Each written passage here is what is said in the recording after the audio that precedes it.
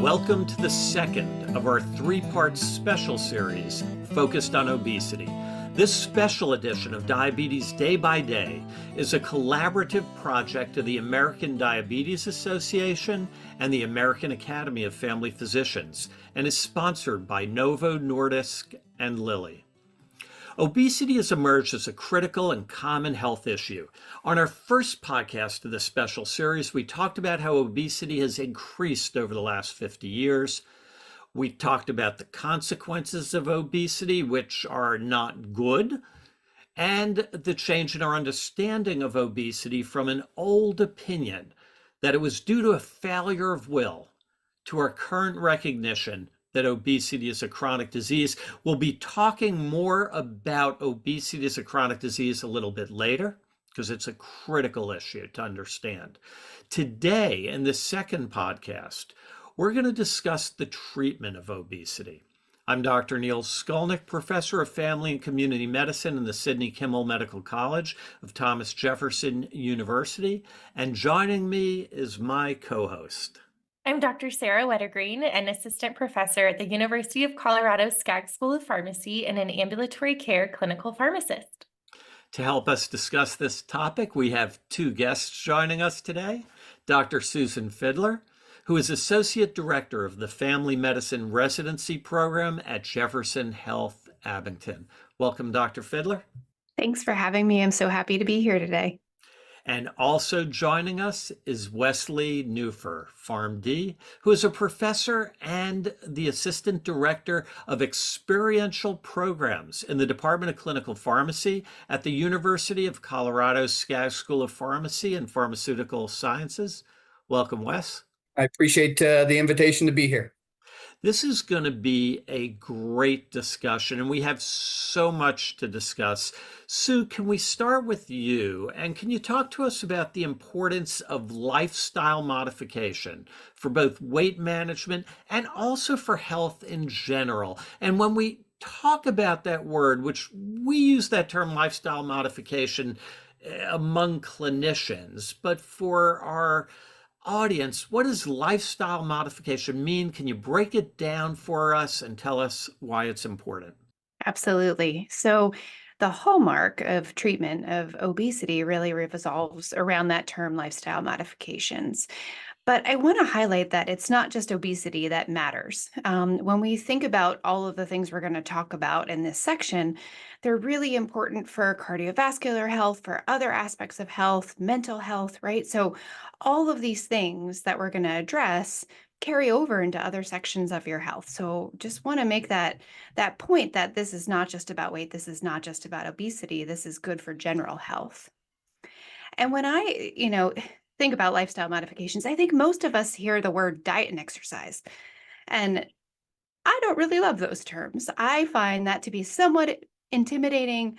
Maybe we have preconceived notions about what that means. So really, I like thinking about our eating habits and our opportunities to be more physically active in our life. And I think replacing those in our terminology helps us understand where we're going here.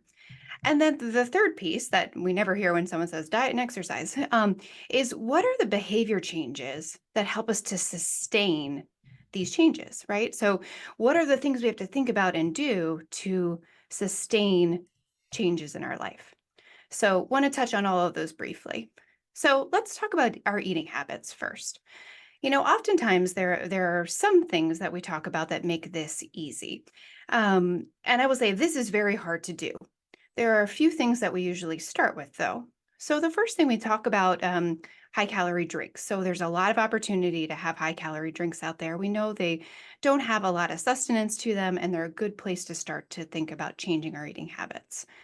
We talk about decreasing processed foods.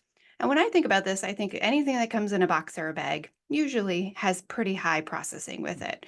We think about increasing whole grains instead of those high processed foods.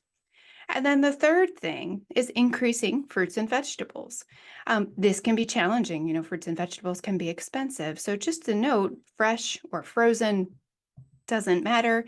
We try and avoid, canned. They have a lot of salt in them. But again, increasing fruits and vegetables. So when I think about the three easy things to tell people, and again, none of this is easy, those are things I like to start with. And then as we get into more discussion with patients, we can say, are there specific types of diets that make sense for you? So when we think about things like the DASH diet people will talk about, or a Mediterranean diet, these diets can be helpful in providing a little bit of structure for people. And I would encourage you to individualize this based on your other health problems, based on, what you like to eat with your doctor or someone like a registered dietitian who can really think about these options for you and decide what makes sense. So those are where I like to start. And then the other thing I ask people is take a minute and reflect on what feels sustainable for you. If you love ice cream and it makes you happier than everything in the world, anyone telling you to give up ice cream is not going to be successful for you. So maybe you have ice cream 2 days a week to start and you make that small change to move forward. So that's really how I like to start with eating habits.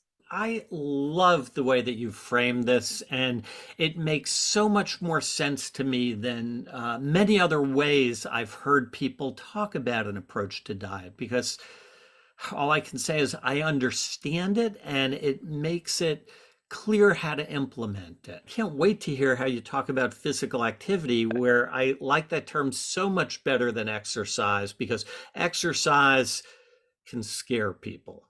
Yeah. And, I think the idea here is how do we become more active in our day-to-day lives, right? There are very clear guidelines out there. So I think we have to say what those are. And the American Heart Association says 150 minutes a week of moderate intensity activity. So if you go for a walk, that's a 30-minute walk 5 days a week. Or 75 minutes of a vigorous intensity exercise. They also include 2 days a week or so of weight training to add to that. Things that I see the looks on people's faces are like, that's pretty intimidating, right? So if you're going from not having a lot of physical activity in your life to someone spouting off recommendations to you, that can be really, really intimidating. So I think acknowledging that is really important. Some of the things we know is that all exercise counts. Really, this is something that you can personalize and work for you. The next part is, what do you like to do to be physically active, right? So anyone who tells you to do, go to the gym and get on the treadmill and you just dislike the treadmill, you dislike a gym, that's not going to be something you're going to want to do. So what do you like to do? What things, get you moving and make you happy? Is it dancing? Is it walking? Is it being outside in nature? Whatever that is, that's something that you can start with. And when we're starting a program of being more active and trying to build that into our day to day, start small. It all adds up, right? So start with something, again, that's sustainable and find that for yourself. And I think that brings me to my last point that I tell people is that this can be really hard. So start to think about what's going to sustain you as you move through these changes. Um, Things I like to suggest to people. So decide your why. Why are you doing this? Like, what is that goal? What is something that you can think about on the days that these changes might feel harder than other days? I've said this multiple times, but start small, start sustainable. Think about what feels doable for you in that moment, and you're always going to grow from that. But find something that feels doable. We talk about embracing your support system and variety in your life. So if there are people in your life who might have these similar goals in mind, bring them along. Have a buddy to make these changes with. Find variety, right? If someone eats the same thing, does the same physical activity every single day, it's really hard to sustain that. It can get boring. So find variety. Reward yourself, set little goals, find things that bring you joy as rewards. And I think the flip side of that is have grace as well, right? This is hard. There will be setbacks, but be okay with that. Have some grace with yourself that you're trying and you're moving forward. And I tell all of my patients, something is better than nothing. And whatever that is, just start somewhere. And whatever it is you can do, you start there, and that's better than nothing, and you're moving in the right direction. So those are the things I like to have in that first conversation about how we're going to start to embrace some of these habits. Sue, that is fantastic and spoken like a true family doctor, understanding where patients are at and taking them from there to where they need to go. Wes, let me turn to you now. Clearly, lifestyle modification, the things that Sue talked about are critically important elements of both obesity management and health. The thing that has changed with regard to obesity management over the last couple of years, along with this concept of understanding obesity as a chronic disease, is the advent of safe and effective medications to help people address obesity and to help people lose weight. Can you tell us about these medicines? Sue has done a really nice job in sort of framing this picture. And I think that the real exciting thing that we have right now is two very effective medications that have changed the landscape for obesity treatment, and it's a very exciting time. So the first one of these was approved for weight loss, was actually a diabetes medication. They both are, and it goes under the name Wegovy, and it has shown some pretty impressive weight loss standards. And so when we look at the field, when we really look at what we're measuring these things, we look at a percent body loss, right? And so when we look at percentage, we really look at where you start and how far you can drop. And with these medications, because there were several before these, but these have really shown that you can get into a 15%, and with the Zepbound, which was the second medication available, even 20-25% of weight loss from baseline. And that's just outstanding results that we've never had before. Up until this point, Neil, we had a handful of medications that often were not covered by insurance and really fell right around that 5, maximum maybe 8% weight loss in perfect conditions. And so people were paying a lot of money and they weren't getting a lot of benefits out of them. And so these two new drugs have really sort of changed this landscape and really given us some options to help, another tool in our tool chest to help people accomplish the goals that they want to. Yeah, they really have. And it's interesting. You mentioned the old medicines, and back in 2013, there was this flurry of medicines that, as you said, weren't very effective and didn't have that impressive of an effect on other metabolic parameters. One of the things I think that has made us in primary care so excited about these new medicines, what are called the GIP medicines, as you said, Wegovy, or the dual agonist medicines, Zepbound, are the fact that not only do they help people decrease a substantial amount of weight, more than the old medicines, but also their beneficial effects on things like blood sugar, on blood pressure, on cholesterol, triglycerides. In so many ways, they appear to be healthy. Sara? Exactly. I always joke with Wes in our hallway conversations about how the landscape of teaching weight loss medications has changed so much.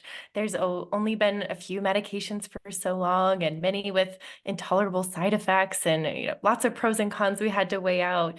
But with these medications, it's really shifted the narrative a bit, where now we really talk about pros and cons, and the pros definitely stand out significantly more than that potential side effect piece that we also still think about.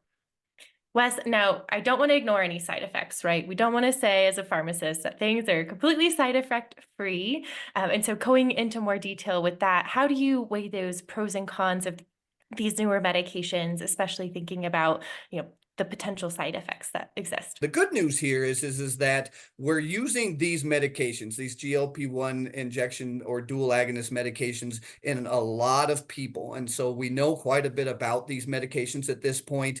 And really what seems to show up are predominantly GI type side effects. So I work in an endocrinology clinic, and I can tell you that where we see most of these are when you transition doses. So anyone with any experience of these medications knows that we don't just throw you on board at the highest dose. And so there is what we call a titration schedule. And what that involves is giving you a small dose and then every month sort of stepping you up to the next dose. And what our patients will tell us is that those transitional times, those times when we're going from one dose to the next, that's when we generally tend to feel these GI side effects. So some nausea, they're week-long medications. And so if you use them on a Saturday, really when you're getting to like Monday night, about the middle of day 2 to day 3, you're going to get that peak effect. And that's where patients will say, I'm noticing some side effects. I'm getting a little nauseous. You can have some vomiting. That less likely is some diarrhea, and just fullness overall, because that's one of the way these medications work. So you will see changes in your eating patterns. And so we really sort of look at that. But the good news is that with it being a once a week medication, we keep you on the same dose for an entire month. And with both of these medications, the vast majority of people by the third dose, by week 3, they really have got adjusted, and to a large extent. And that's not everybody. There is a minority of patients who they'll hit a point where they just can't tolerate it. And what we tend to do is step them down and go back to the dose they could tolerate. Sometimes we'll do what we call a re-challenge. If they're very motivated, we'll let them try it again, and hopefully the second time around they won't have the same side effects. But most of the time, by the time we get to the third dose, the patients are doing much better, and they're tolerating it quite well. So I think it's an important thing to know that it's really that transitional between dose time that you have the most to worry about when you're thinking side effects. Wes, it's so interesting as I'm listening to you, and so important for our listeners to understand that slow titration, the carefulness that you're describing, is why people need to see an experienced practitioner. This is not something, and I've had patients call me and say, hey, I couldn't find this in the pharmacy, or it was too expensive. I found it off of some internet site where it's compounded semaglutide, and I advise against them. The FDA has warned about this, and one, you don't know what you're getting, but also, Wes, exactly what you're talking about, that you need someone helping you along, the careful titration, the checking in, deciding when to go up on the dose, not less than 4 weeks in between doses, because as long as you do it that way, most people's experience is good. And yes, about a third of people do have side effects. But if you're not doing it that way, I wouldn't not do it that way. Sara? Exactly. I completely echo your thoughts, Neil, and that hesitation around those compounded medications. I feel like you hear a lot of buzz about these in the public, and I think it's just very important for the public to know that these are not the exact same products. These are not coming from the same manufacturers. I also think there's some confusion. To clarify for our listeners, we know that there's similar medications under different brand names.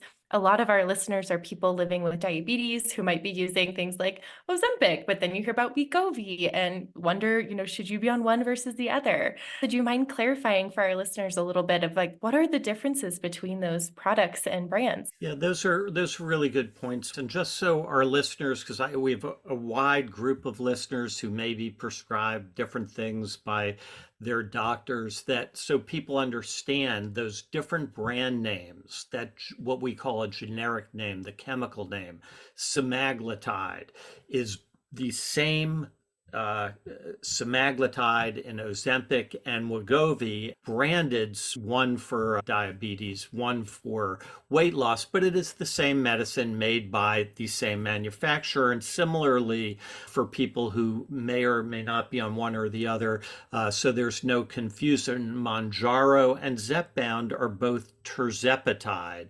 They are both the same molecules made by the same manufacturer, with all the rigor that any FDA medicine is made. Sue, I'm curious from your point of view. Wes was talking about the incredible strength of these medicines for weight loss. Have you seen any other medicines where people are actually coming into you asking you for treatment? No, this is a very new phenomenon. I think for most family doctors, especially, that people show up with an idea in their head of these medications because they become so popular, and so wide.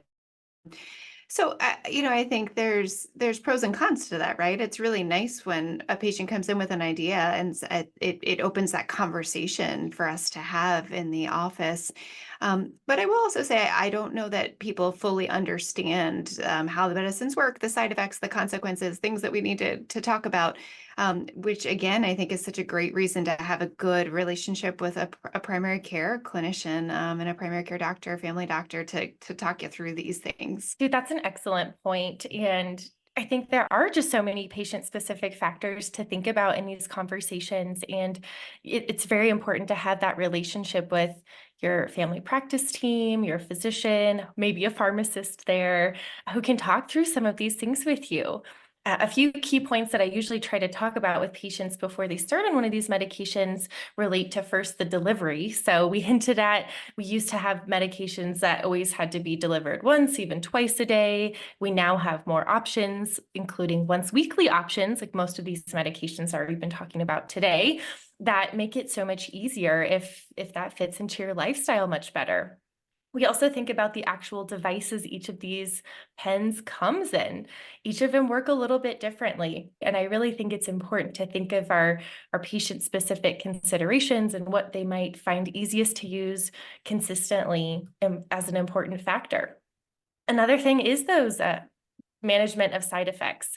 We talked so far about the presence of gastrointestinal or GI side effects, things like nausea, vomiting, diarrhea, and although they might happen, there are things that people can do to mitigate them a bit. I often talk about management of nausea, things like having a small snack, like crackers, about 30 minutes after the dose to avoid any strong smells that might contribute further to that, things that you would normally manage your nausea with. For both nausea and vomiting, trying to have those smaller, more frequent meals, and then really thinking about other foods that typically trigger you, like higher fat meals, spicy foods, or these are things that might already upset your stomach. And when your stomach is not going to process them as quickly, it might cause more upset. So trying to limit those types of foods. I also often think about the timing of the medications like Wes mentioned. So if you are going to see the most side effects within the first couple days of your once weekly dose, let's maybe not give it on Friday before you go out to dinner on Saturday and then have cake at a party on Sunday. Let's dose it on Monday, where I feel like for most people's routines during the week, things tend to be a little more consistent. Weekends, for a lot of people, different eating patterns. So those are some things that I like to start with in terms of helping to manage those side effects day to day. But certainly, I think that's also an important reason to have that close relationship with your family medicine practice, is because if you consistently have these side effects, if they're persistent or bothersome, you want that care team member that you can go to right away to talk through different strategies or challenges, or to decide if this medication still is the right fit for you. I'm seeing a theme develop that I like. Sara, thank you so much. Just so we round out our discussion, we've talked about lifestyle, we've talked about medicines. Wes, can you just briefly tell us about bariatric surgery? Absolutely, Neil. And remember when Sara introduced this, when I was first teaching obesity, the pharmacological treatment didn't take very long because we really didn't have a lot of good options. And bariatric surgery transformed the entire scene. I mean, there are people that have gotten tremendous weight loss benefits from bariatric surgery, and all of the disease remission that goes along with it. And so there's several different procedures that are being done, but we're seeing 30, 35, 40% from baseline weight loss changes with these procedures. One thing we didn't really talk about is if you get on these drugs, are you on them forever? And the answer is we don't know. I think that goes back to Sue's points about how you change your lifestyle. And when we look at animals, if we look at rats, if you give them those medications and you take them off, the rats gain every bit of weight back. So the good news is that we as people, we can change our behaviors and we can learn how to eat healthier earlier, how to make these little changes that all, I believe, add up to very good benefits that will then maintain some weight loss, but you don't maintain the same amount of weight loss you got when you were on the medication. Now, with bariatric surgery, you do, and you can actually maintain these very high percentages for a long time. So I think where we are in 2024, we have all of these options, and every patient that comes in, hopefully we can lead them down and help them decide what they think is best for them. It's so important, and we have lots of options. And it's very interesting, Wes. I'm glad you brought up the issue about, do these medicines need to be lifelong? And we really just don't know yet. We know we've studied a number of studies that have looked at what happens when you withdraw the medicine. There were 2 studies that actually withdrew the medicines after the period of titration. And what we saw was that on the average, people began to regain their weight, a substantial amount. But let's face it, you and I are not average. We all think that of ourselves, right? I'm not average. And the truth is that some people, if they're able to do what Sue had suggested, that aspirational goal of really modifying behavior, and in many ways the weight loss can enable us to exercise better. It looks like there are some people, not the majority, but some people who'll be able to maintain significant amounts of weight once they come off of the medicine. And because of that, what I tell my patients when they ask is, we'll use the medicine for as long as we need to. And I love that phrase. I didn't make it up myself. I heard it from a very smart colleague. And we'll figure it out as we go. We might wean you off the medicine and see how you're doing and find what dose to continue, or maybe come off it or not. We'll have to figure it out together. Again, that theme that emerged about really needing that primary care physician or obesity specialist and pharmacist to work with you as a team to figure out what to do. Now, back to figuring out what to do, Sue, as a practicing family doctor, we've talked about there's so many tools in our toolbox, is the term that Wes used, and I love that. Can you share with our listeners how you decide among the different options and how you individualize things for patients? Yeah, and this is, I think, some of the fun of it, right? I think all of us family doctors love this individualization of treatment for patients. And I think the first thing is really understanding what they've done so far, right? Rarely do we get to have these first conversations with folks who haven't really tried many things to address obesity. And clearly those first conversations really focus on lifestyle modifications because they are the foundation for everything moving forward. So having those in place, no matter what you choose from your toolbox, is a given. The next part is examining what they've done in the past, what's been successful for them, and what kind of barriers that they've encountered. We know a lot more about the biology of obesity, and that some patients' lifestyle modifications due to various genetic factors and their individual biology aren't enough to combat obesity. And so if someone's coming in for multiple visits, I think continuing to sell lifestyle modification is probably not the right next step for that patient, right? So these are the times that we reach for some medications, maybe have a consideration about a surgical procedure, just depending on their other risks and the severity of their obesity. But this is when we start to think about medications for folks. And again, I always like to think about those barriers for patients. So what is preventing them from any of these changes or medications or concerns that they have, whether it be cost or use or side effects, and working with them to make sure that we address all of the things they're concerned about. I do like to set pretty clear goals for them in the short term. So what amount of weight loss, percentage weight loss we're looking for, what their activity goals are going to look like, and what we're hoping for if we add a medication.